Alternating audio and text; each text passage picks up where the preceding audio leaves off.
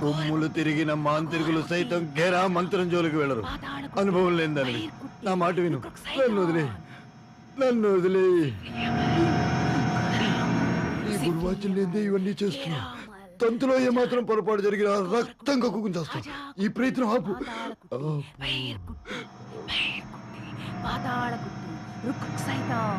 ఏ మాట జవదాటను, నీతో వాదనలు పెట్టుకోను.